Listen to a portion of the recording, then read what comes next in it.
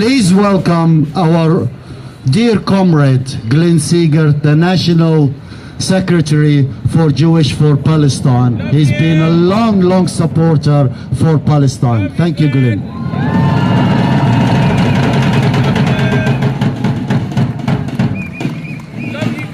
Thank you. There are no words anymore. Decades decrying abuse, a lexicon of a lifetime, and there are no words adequate to excoriate these acts by Israel. Frozen in the headlight, dumbstruck by the unbelievable, hoarse in voice, I scream into the void, not in my name. At school, just after the war, books passed around described in detail the personal barbarity and the mechanical genocide. Uncomprehending of the horror, my parents were silent. No words were spoken. The unconscionable was in the past and abroad. Though I was born at its height on the date of the 5th anniversary of Kristallnacht, I never learnt their thoughts. And now, how has it come to this? Mechanized annihilation unleashed on civilians by new Jews with old rabbis scripting an infanticide halakha in military yeshivas. Babies in intensive care have the power cut. 710 babies, 1,800 toddlers murdered. Thousands of amputees with no anesthetics. 7,000 orphans. Children targeted by sniper drones. A total of 17,400 children killed and rising day by day. A calculated, programmed massacre of the innocents. Famine weaponized. The deliberate starvation of 350,000 in North Gaza, now in its 3rd month. Thousands, including medical staff, detained without charge, beaten, tortured, many to death. How has it come to this?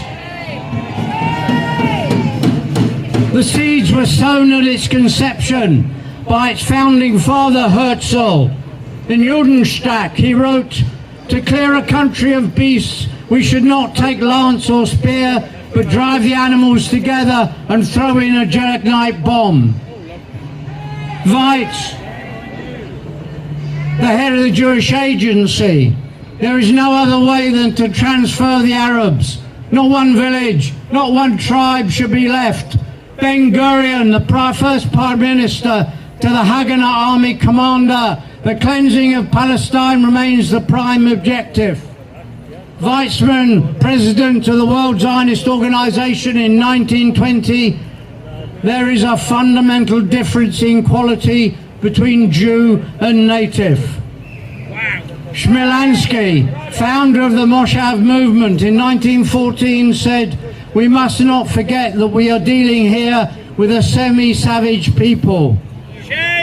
Israel Zionism is founded on deep racism, superiority and territorialism.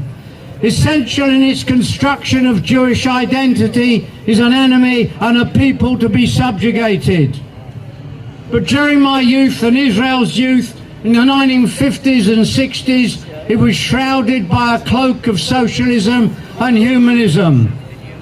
But the process of oppression created resistance by the oppressed and generated a self-fulfilling existential threat. Thus the story of the Amaleks takes center stage. Netanyahu, televised, reads it to his army. Infanticide becomes ineluctable. The raising of hospitals and the assassination of doctors becomes an iron logic. And the chief rabbi, just the other day, unblinking on national media, with no reference to Gaza, promotes Hanukkah as the flickering flame of humanity, as a light unto the world, a rabbinical banishment of humanity from Gaza. Well, if this is the light unto nations, if this is the Jewish identity, then I am not a Jew. Because I am a Jew for justice. Because I am a Jew against genocide. I'm a Jew against all genocide. For evil to triumph, good need only stand by in silence.